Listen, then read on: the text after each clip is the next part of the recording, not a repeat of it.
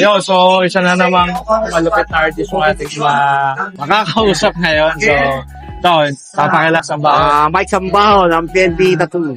PNP Tattoo. Sir, ilang taon na kayo sa tattoo industry? Hindi ko na pwede. Nag-start ako, bali, nag-aaral ako mag-tattoo noon, 1989. Fourth year high school ako. Tapos, ayun, practice. 1991, doon ako nag-start sumingid. Kaya yung 1991 ang binibilang ko na, talagang nag-start ako ng tattoo. Ilang taon nyo? 1991. Sa'yo na yun. Basta kalahati ng edad ko. May tanong lang ako, sir. Ano yung madalasang specialist mo sa... Dati ang hihili ko talaga oriental. Tapos yung bandang huli, more on, gumawa rin ako ng colored. Kasi dati, kailangan lahat ng style magawa mo eh. Pero yung tumagal-tagal, yun, nakikita ko kung saan ako mas komportable. Nag-ano ako nun yung black and gray. Kasi tamad na ako maghugas ng... nakikita ko sa inyo dati, sir, yung teriyaki. Yung teriyaki. Ayun, yun. Kasi nahilig ako sa black and gray noon. Tapos nasanay ako nung, alam mo yung nag-aaral kami magtattoo noon. Single needle lang ginagamit namin, yung karayang tindahan. Na-apply ko yung technique niya nung nauso na yung yung 3 needle kasi parang katumbas ng 1 needle nung panahon nun. Ayun, yung style ko nung dati, nung nag-aaral pa ako, in-apply ko lang. Mas masarap siyang gawin. Pero ang dami na gumagawa ngayon. Oo, ngayon marami na, kagaling na.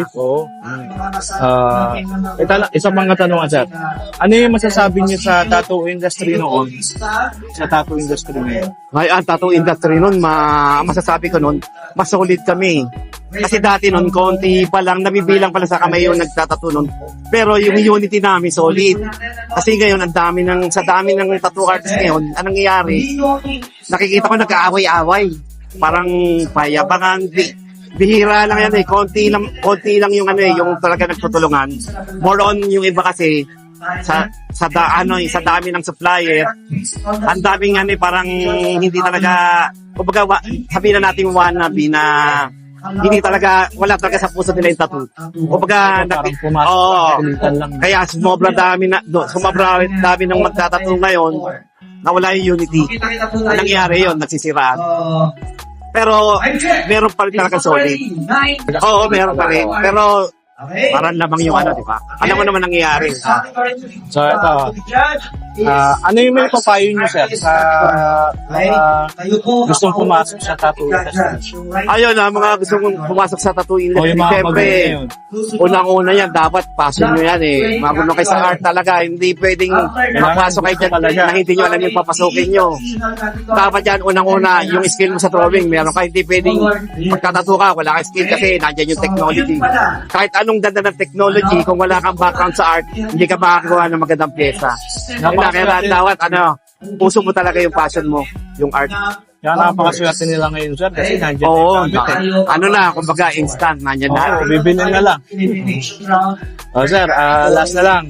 Baka may gusto kayo shoutout sa... Shoutout ka pala. Maraming salamat tayo sa napaunda ka mga kami. Maraming salamat. Ngayon, supportahan natin yung mga ganitong event.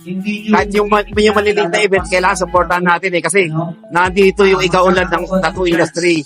Kaya patuloy natin yung siraan ng mga tattoo art. Maganda pa na yung tulong-tulungan tayo. Unity. Yun naman sabi sa inyo. Maraming salamat, sir. Thank you. Dito, pagkatapos ni Judge na mga